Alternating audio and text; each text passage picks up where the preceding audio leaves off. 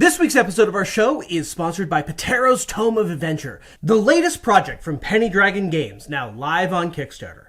Patero's Tome of Adventure is an over 200-page volume bursting at the seams with magic items, monsters, lore, and adventures for your home games.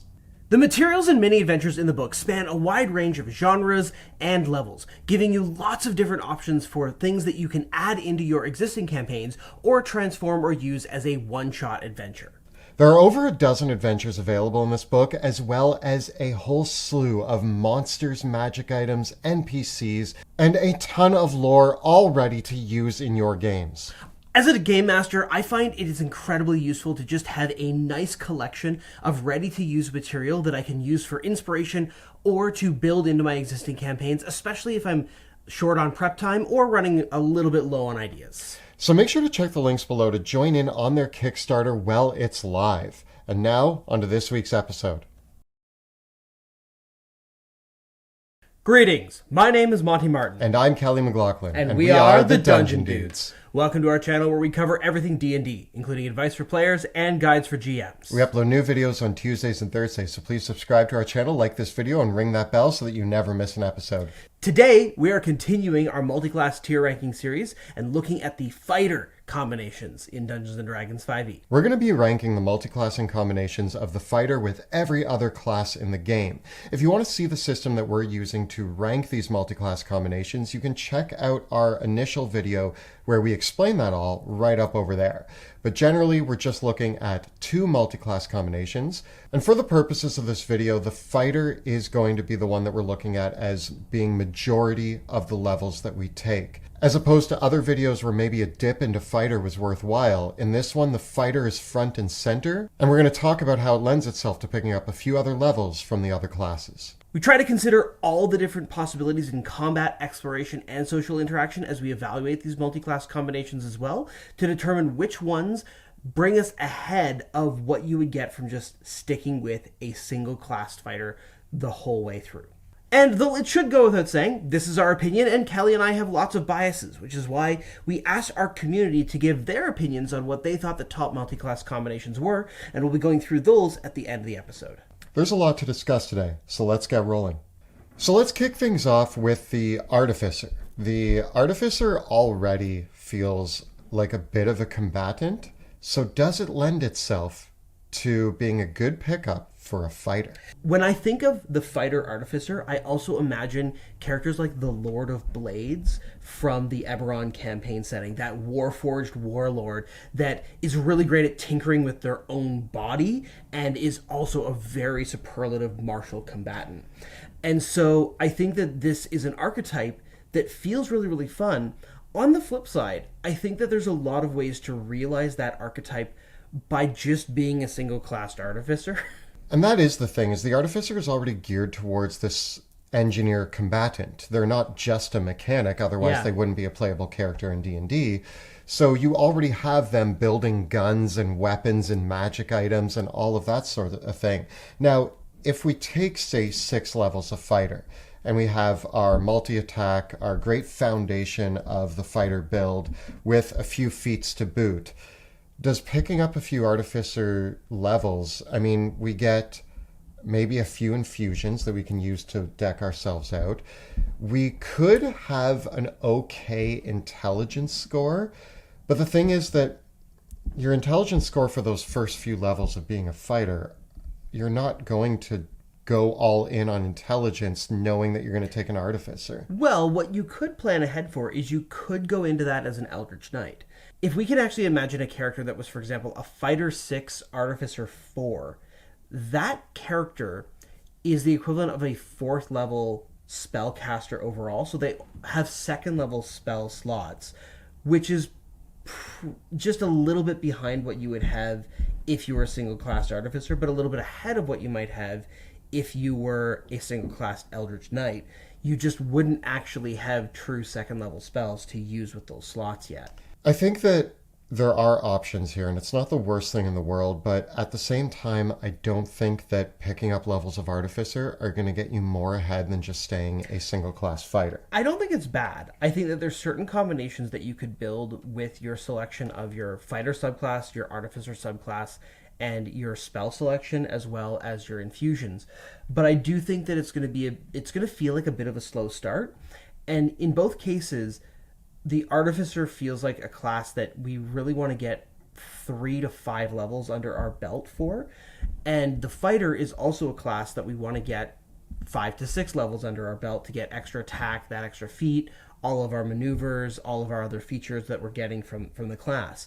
So to me, this feels like a potentially very potent combination, but one that's going to take a little while to find its legs, because the biggest thing I don't think I would want to do is slow down when I get extra attack with this. So I'd want to get beeline extra attack, and then at that point, it feels like it's really building up slowly.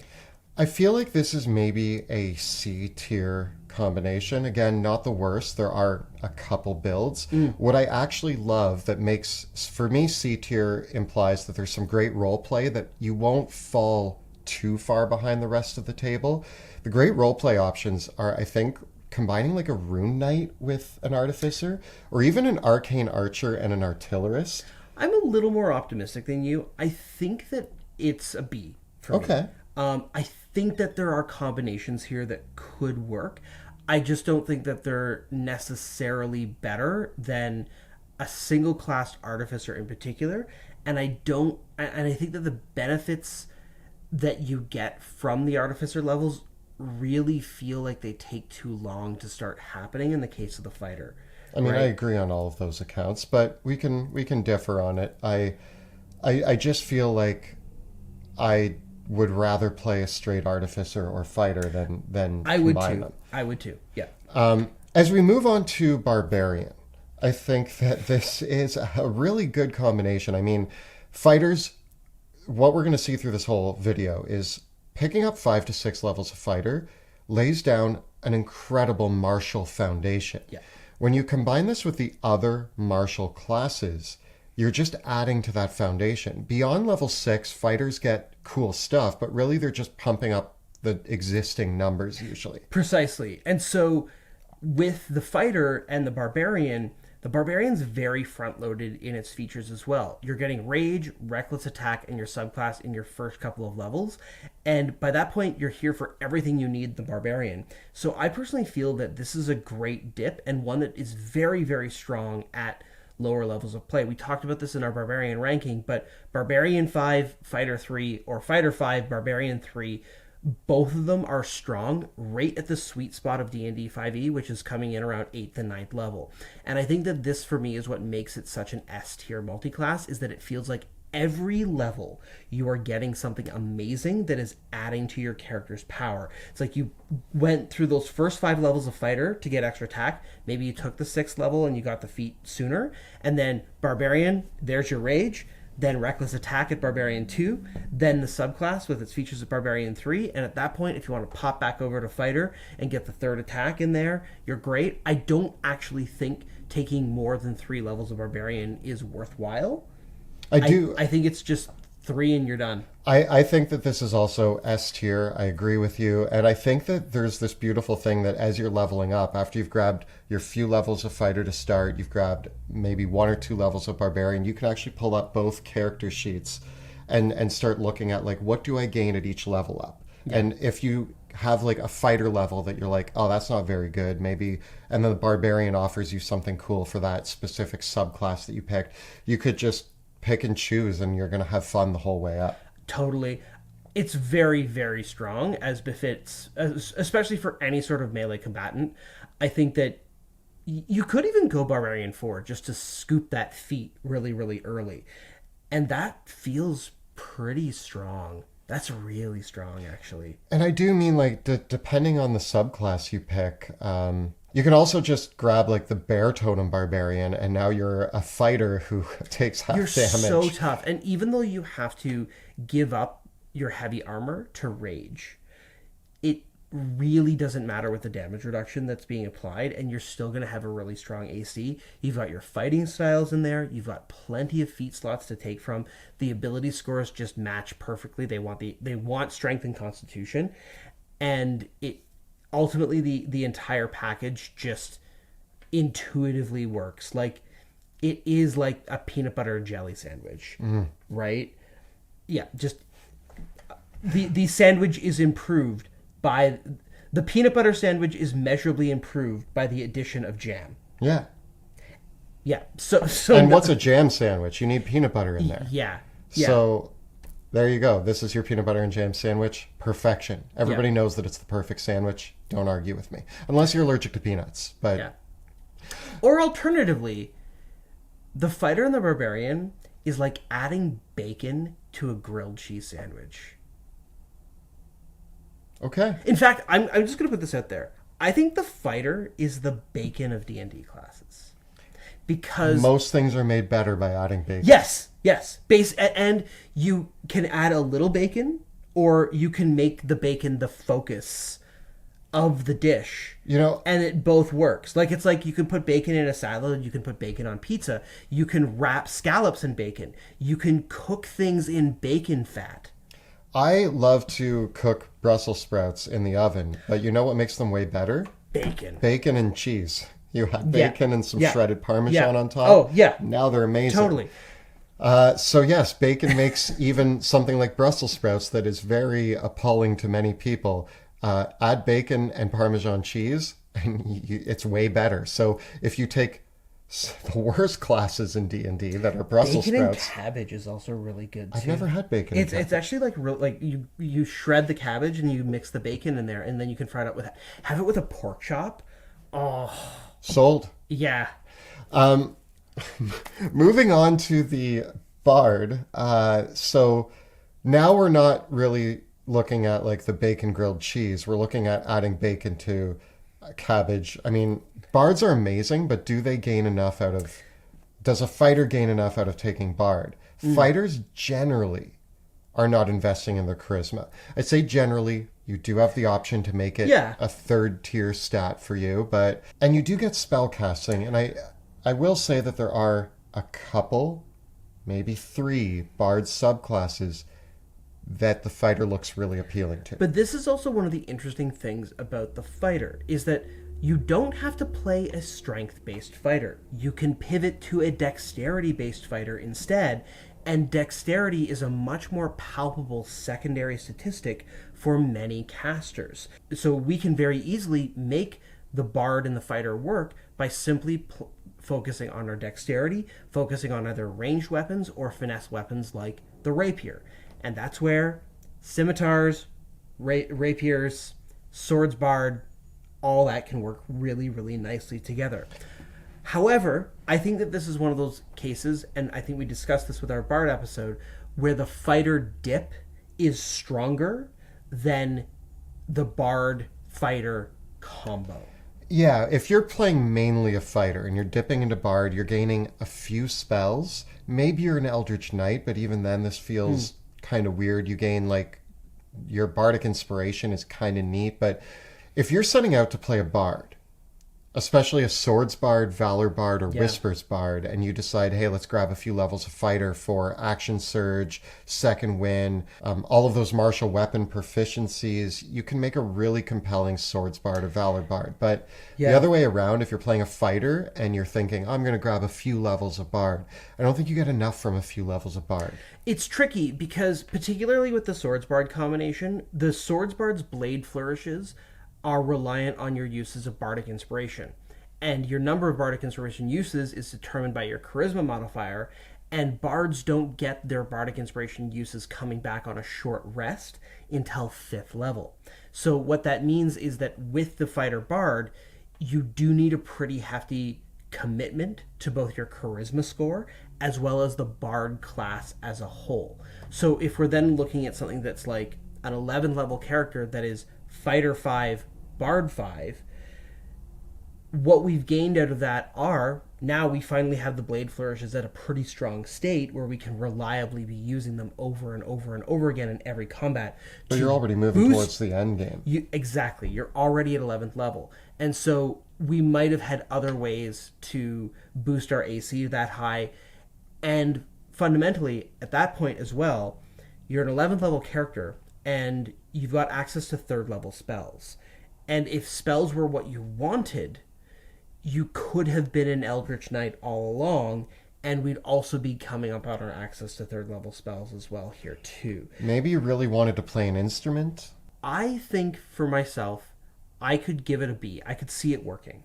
I just think it's, once again, like the Artificer, it comes online quite late, and on our way to get there, we've got a couple pain points. I was also going to give this a B because I do think Swordsbard lends some cool abilities over to the fighter. Valor Whispers. You could play around with some ideas here.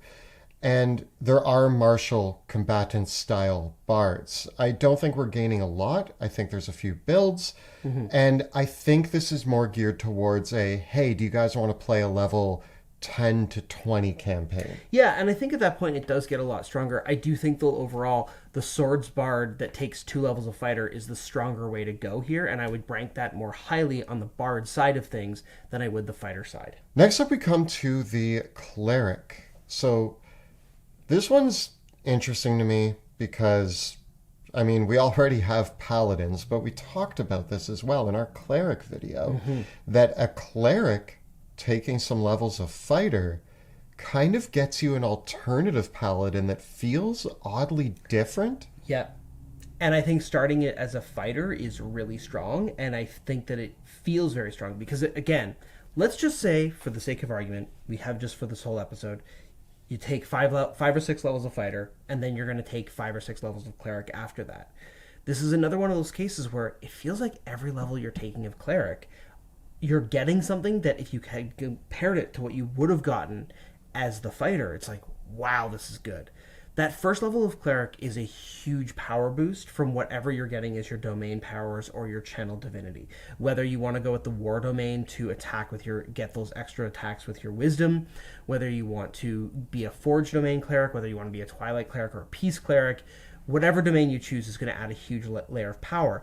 And then every cleric level after that, when we get those spell levels, it's like, wow, this is a really useful upgrade that just builds on top of what I want to be doing as a fighter, because we can buff ourselves up with our cleric spells and then just keep swinging.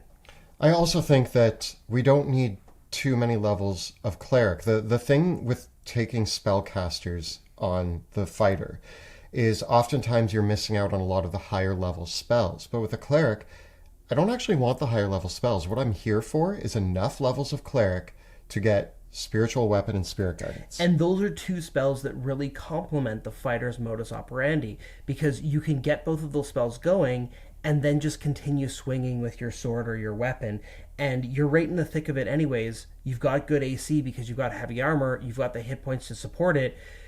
You're way less squishy than many other clerics would be, and so that the fact that Spirit Guardians is only a 15-foot radius, that's where you want to be anyways. I think it's very strong. I think it really rivals the Barbarian. It just gives us a different skill set, and it requires a little bit of slightly different building, because with this cleric build in particular, we will want to invest in our wisdom as a tertiary ability score, but that's not necessarily a bad thing. I think a lot of players that build their fighters usually look at strength, constitution, and they're like, I want to have one good mental ability score, so they go for the wisdom. So it's easy to jump in there. One of the other interesting things that we can do is we don't need to be a battle master. We could be an Eldritch Knight, and even though we're ignoring our intelligence, the point of doing that is so that we count our fighter levels as a third towards our cleric spellcasting, so we're more able to upcast spiritual weapon and spirit guardians. I think this is a surprising A for me. I think it's borderline S. I think it's very, very strong, and I'd be very happy giving it an S tier, especially depending on which cleric domain you go with and what fighting style you opt for. I think that something like a forge domain, peace domain, maybe twilight domain multiclass with this, really, really strong and really effective. Your spell selection can be very pared down, and I don't think that the ability score split is that difficult to manage, because I think that even with a 16 wisdom, you're fine for spirit guardians and spiritual weapon. So you said borderline S. Are you giving it S or A? You know, I'm going to say that it is S tier, but I'm going to place it below the Barbarian. Okay. Next, we come to the Druid. And this is always interesting to me how different Druid and Clerics are when we actually get into these multi-classing potentials. Because on paper, I see them as similar types of character. Yeah. But one's holy and one's nature. They're both support. They both are full casters. But Druid, very specifically, has always felt like a class that benefits from more Druid. More than most, Druid feels one of the hardest to multiclass because you just want more Druid stuff. You do, and many of the Druid spells that are amazing demand your action to control them or use them. Yes, you can drop Moonbeam or Wall of Fire, but Call Lightning is going to demand your action. And Wild Shape scales with your Druid level, so if we're going for the Moon Druid, it's a bit of a difficult thing. Once again, we're going to focus on our fighter levels here, so it's not like we're going to just dip 2 levels of fighter and go Moon Druid for the rest of the way, and I think that that's just not as good as dipping Barbarian for the Moon Druid. Now, we could do something interesting as a Spores Druid. Right, the Spores Druid does have some interesting plays here, but that's one subclass of the Druids. Okay, what about this? What if we go with me on this, what if we use a quarterstaff, cast Shillelagh, focus on our wisdom score as our weapon, and we can still take Polar Master with the quarterstaff? I'm not giving this a D tier. You make some good points. I think it's C. Yeah, I think even if you did that, I don't think it would be stellar. Well, you're grabbing there's like 1 or 2 builds that are going to work at the table, but aren't going to be as good as the person who came with an optimized Moon Druid. Yeah. Or the Battle Master Fighter. So Spore Druid, Shillelagh, Fighter, it's Rune cool. Knight. It's cool. It works. But I don't think it works particularly well. C. Yeah, I'll go with C. Next, we come to the Monk, and I feel like are you gaining anything by taking Monk levels? Okay, so I'm gonna just disclose my personal how I would fix the Fighter and the Monk in D&D 5e. Take all their class features and slam them together, because in theory, and I would rename key points stamina. I think that would be a really cool way of solving a lot of the problems with both those classes, especially compared to casters. And obviously, you'd have to do some flavoring things. But that aside, the Fighter taking levels of Monk could be interesting. We have to give up our armor to do this. But now, if we go with Monk weapons, or we take Kensai, we can have a bunch of extra Monk attacks with our weapons and our unarmed strikes, and eventually get to Stunning Strike. And so a Fighter 5, Monk 5 doesn't look too bad on paper to me. I think that it just feels a little diluted, because I feel like a fighter with the monks with more key points than that would be super cool. Like, in theory, no joke, Stunning Strike is any melee weapon attack. It doesn't say anything in the description of Stunning Strike that you have to be wielding a monk weapon. It doesn't say anything in the description of Stunning Strike that you can't be wearing heavy armor. So, if you just said, I don't care about the monk training, I'm just here to take 5 levels of monk for Stunning Strike. That's a big investment for one ability, though. But is it worth it? Well, is taking 5 levels of monk worth it compared to the 5 levels of fighter you would have gotten? Let's say you're a battle master. You could have gotten more maneuvers and upped your damage die for battle masters. You wouldn't have been able to stun people. Yeah, but I would have been able to grab more maneuvers and disarm them and trip them and push them. Okay, but if we now give up the armor, we give up the heavy weapons, we maybe focus on using a long sword or short swords, we go with a dexterity-based build. Dexterity, wisdom, monk likes that. The fighter's fine with having dexterity and wisdom. Action surge, second wind, extra attack.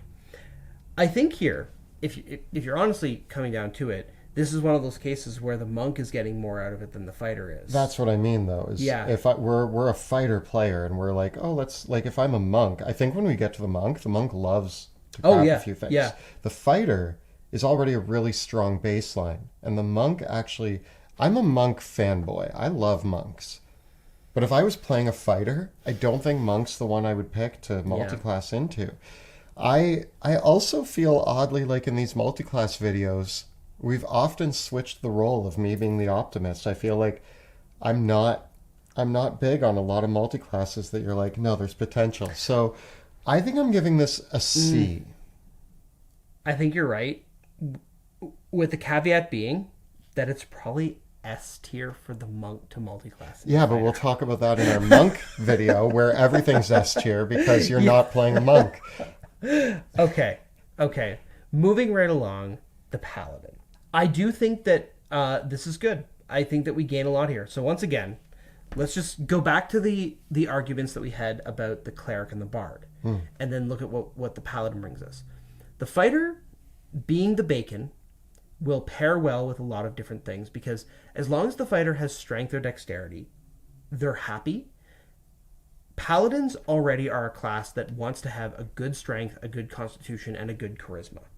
So you're not really taking on any ability score issues that you wouldn't have if you were a single class paladin anyways. True. Right? So what we can just build our ability scores as if we were playing a single class paladin, but we've got that charisma score that's not doing us anything, but it's not really bringing us down much for first couple of fighter levels. We go into Paladin, and now immediately we're getting another fighting style, we're getting Divine Smite, and we're getting more spell slots. And this is, again, we can do that same strategy that we did with some of the other classes where we're taking Eldritch Knight, not for the Eldritch Knight spellcasting, but just so that our fighter levels contribute a little bit to our Paladin spellcasting, giving us higher level spell slots and more of them to convert into smites. We cast Bless on ourselves and roll into battle. Okay. I see where you're going with that, and I actually, you don't run into any problems where if you're multiclassing Paladin, the question is always, do I have to focus on a fourth stat increase? But Fighter's already overlapping with Paladin for your ability scores. Yeah. You're already wanting armor and weapons. So yeah, I do see this has a lot of potential. Like I think literally if you wanted to. Okay, let me just put this on the table. Imagine if Jill with Rudy just took 2 levels of Paladin. Yeah. Yeah, that sells me. That would be terrifying. Yeah. Yeah, because then all those Eldritch Knight spell slots, all of them immediately become smites. Also, Action Surge smites. Yes. You could just nuke so hard. Yes. This is really good. Paladins are already the biggest nuke potential in the game. Single turn damage off the charts. So we're a level 11 Eldritch Knight with a few 2 levels of Paladin. You can attack 6 times. And you have enough spell slots to put a smite on every single one of those attacks. Yes. By Demon Lord. I don't know what lives through that. No, it's like, especially like your end game bosses are usually demonic in nature. Or undead or something like that. The whole purpose is taking 2 levels of Paladin to convert them into the Eldritch Knight slots. So here's my analysis of it. I think the Eldritch Knight Paladin is S tier. Yeah. But I think that to me is the standout option. I think that if you're not an Eldritch Knight, I think that it's a much harder sell, and probably A. I think I'll go A overall. Yeah. It's not the strongest. There's one avenue here that makes it incredible. And I'm picturing now Eldritch Knight Vengeance or Eldritch Knight Conquest is brilliant. I don't even think I'm going to take that 3rd level to get the subclass. I don't even think I would go. I would just sneak in the 2 levels of Paladin for the smites. Okay, fair enough. Yeah. It would be very tempting maybe with certain other fighter builds, to go to Paladin 6 to get the aura. But the interesting thing about that too is that, again, you'd only need to have a charisma of 13 to multi-class into Paladin. And that's not too bad of an investment. I've seen fighter players take a charisma 13 because they wanted their fighter to be intimidating or something like that, just to have a little bit of a positive charisma modifier. So I think it's a pretty easy dip, and it's a measurable power increase. If you're not an Eldritch Knight, though, it's definitely it's worse. But yeah, for me, A with S tier to the Eldritch Knight Paladin. Next up, we come to the Ranger, and this is one that I personally, I mean, we've talked about a lot of really good options, so I won't say this is the most powerful one in my head, but I've played this, and it's sick. It is really, really gross. So the thing that I like about this combination right off the bat, Ranger does something very special for us. Ranger's already kind of a fighter with a little bit of spell casting, and they're more nature bound. But the Ranger offers a lot outside of combat. They have a lot of utility spells. They have a lot of exploration mechanics built into them. So you can take your fighter, who's really good in combat, add some additional combat abilities, like the ability to have a favorite enemy and use Hunter's Mark. Or be an invisible Gloomstalker who was making 6 attacks, 8 attacks with Dread Ambusher on the first turn of combat. Yes. Yeah. So all Rangers have these little benefits. But if we jump right to Gloomstalker dials it up to, I'm going to say this is another S tier. But I think the Gloomstalker Battlemaster is unequivocally S tier, especially Gloomstalker, Battlemaster, Crossbow Expert, Sharpshooter. That recipe right there. If you've never had that character in your party, as a DM, that is an encounter warping character. Yeah. Now, same as the Paladin, though, that unequivocally that's the S tier. But is the rest of the combo an S tier? I think for archer builds, or potentially even 2-weapon fighting builds, I think that there's a lot more that you can do here. Yeah. I do think the archer Gloomstalker really overshadows everything. And so I think very quickly, as soon as you start stepping outside of archers, and as soon as you start stepping outside of the Gloomstalker in particular, I think you very quickly drop off in the benefits. Yeah, but I mean, if we're planning this multi-class, then an archer fighter is already amazing. They're very, very powerful. So I think at least it's still an A. Yeah. Yeah. Do you think it's overall a full S, or do you think it's A with like the Paladin, A with the caveat? Once again, okay, because when we're coming back to the other things that we potentially given the S tier to, the Barbarian, it really doesn't matter what 2 subclasses you took there. That's why it's S tier. The Cleric, it also doesn't really matter what subclasses you took there. The base features are always going to mix well, and that's why for me it's very, very good. I actually do think that both the Gloomstalker fighter and the Paladin Eldritch Knight might be stronger than the Cleric. But those are one specific combos within the overall arch. So I think I'm pretty confident in giving the Ranger an A with again the asterisks on there's an S tier combo here. Yeah. Yeah. The Rogue also feels like a great combination for a fighter.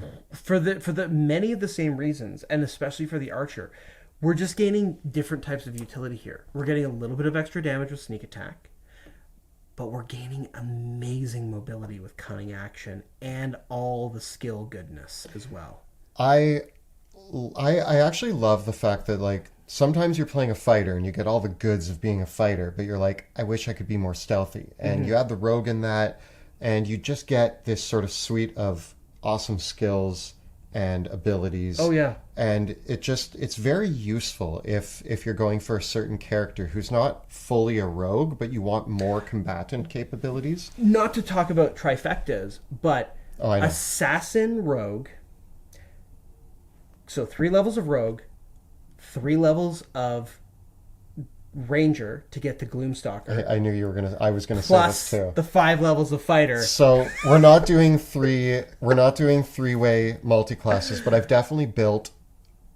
I build this one a lot in my spare time, just if I'm going on D&D Beyond to have some fun. And I'm like, let's see what happens if I build a Gloomstalker Assassin Battlemaster. And then you get surprised with your expertise in stealth and the fact that you're naturally invisible all the time to creatures in dark vision. I have a sheet on my computer, like a note somewhere, calculating the maximum amount of damage I'd be able to do in a single turn at like level 10. And it's fun. Can I also point out, though, on the flip side, the fighter, Paladin, Barbarian. Okay.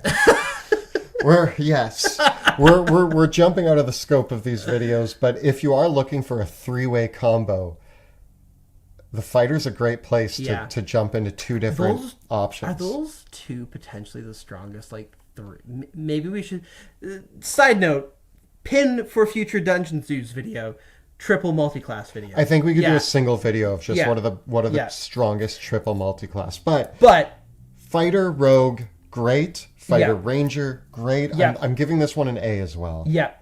I don't think that the fighter rogue... I don't know where the fighter rogue quite hits the S tier. I think the fighter rogue ranger is the one that takes it to the S tier. Especially if you're doing Assassin Gloomstalker Battlemaster. Which incidentally is one of the few places where the assassin is truly amazing. Yes. Yeah. But beyond that, I do think it's a generally strong thing. And once again, it's a case where you really only need to take like 3 levels of rogue to get what you're looking for here and then go back to the fighter. Coming on to the sorcerer, I think that we face many of the problems that we faced with the bard with even less synergy. The sorcerers are one of the spellcasting classes where we've never seen a sorcerer melee subclass or a sorcerer melee support thing. We do see people do paladin sorcerer because of the smite conversion. We've actually done a video where we talked about that combo specifically. But unfortunately, the synergy, there's nowhere to put that synergy in the paladin. There's nowhere to put that synergy with the fighter and the sorcerer together. I think that if you're playing a fighter, sorcerer is not your choice. It's just... No. I actually think this is our first D tier of the video. It's definitely the worst. Okay. No. Is it worse than the Druid? I don't think it's necessary. Like, I think that you could build it. I just think... I think it's worse than the Druid. The Druid at least had spores. It had one subclass that allowed us to kind of lend ourselves to melee. Okay, what if we did something where we were a divine soul sorcerer and used that as a different way of being a cleric, and now we have meta magic to quicken the cleric spells as a bonus action? That seems like a really roundabout way when I could have just taken cleric. Yeah, but it might be more effective for us because it's giving us a quicker way of throwing down spirit guardians, basically. And now we also have fireball in the mix and charisma, which... why wouldn't I just play an Eldritch Knight?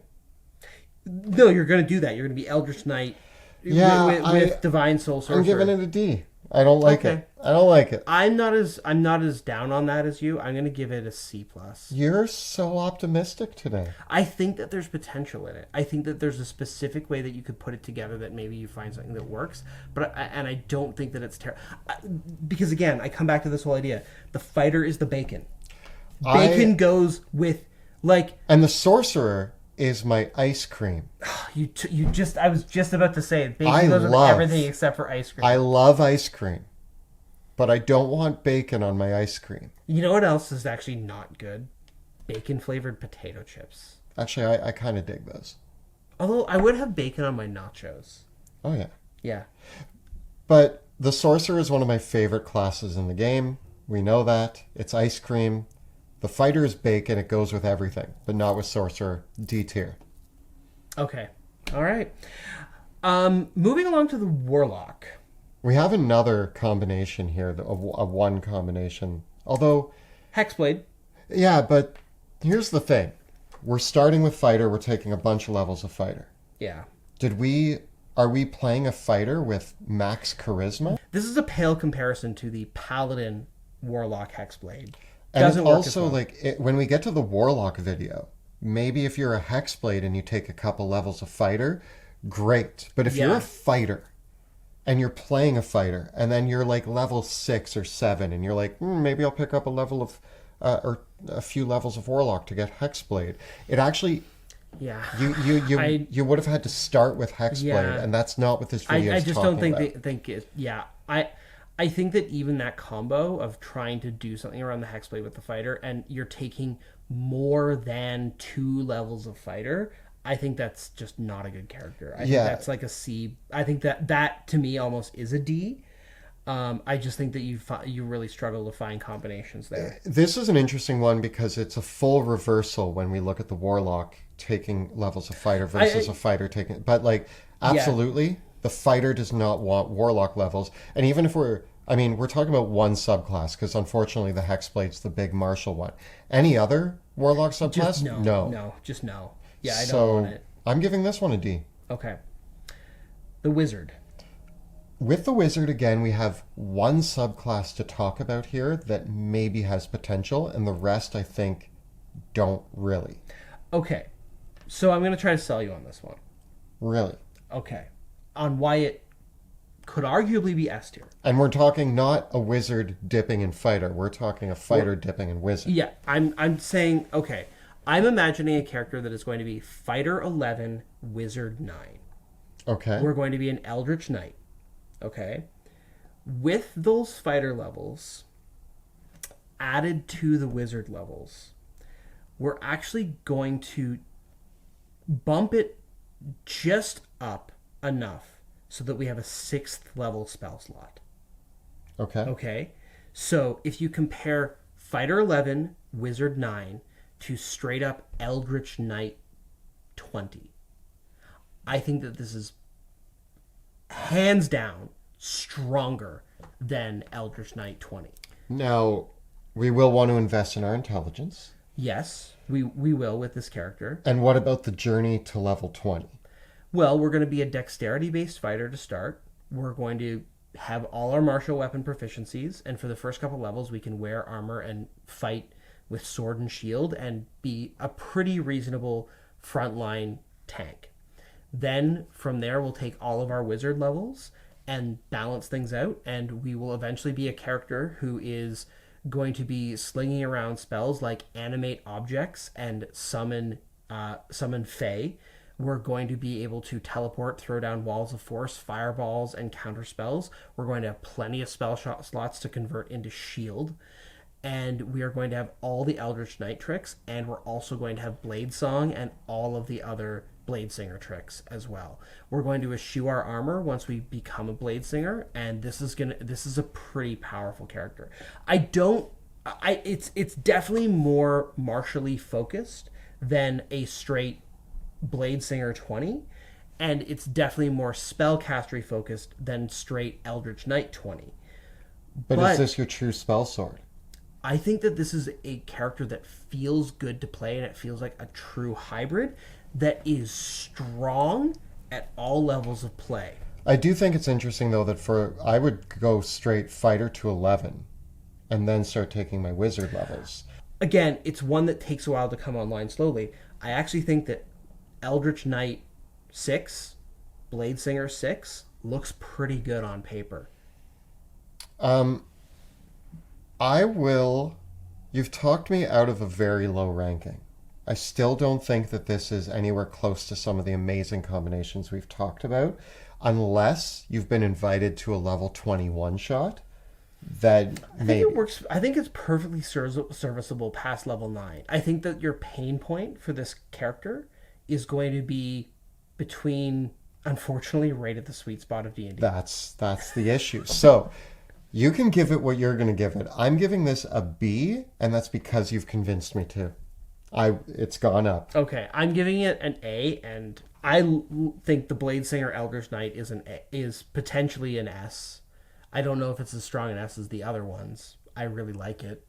It feels like a fun character to play. You're also a stand for wizards, though. I am. Like, if you look at a fighter, you're like, it would make you cooler being a wizard. Okay, yes, it would. But we could do interesting things here. I still think we got a lot to work with. I do wonder if there's something to work with in being a war wizard or an abjurer. I'm sure you could find something. But I think that those are where it really drops off for me as well. I think that you do probably need to be a blade singer on the wizard side of things. Now that we've gone through all of our rankings and we've decided what our biases and opinions are, let's talk about what the community gave all of these classes. So in our community rankings, we asked people to pick their top 3 picks, and staying as a single class fighter was an option. And the reason why we did that is we wanted to see which ones pulled ahead in preference from the community of just being a single class fighter. I think results here are interesting. That's always an important line to draw in the sand. Is there's a line, and that's why we have that option. The line becomes any combination that isn't as good as staying a single class.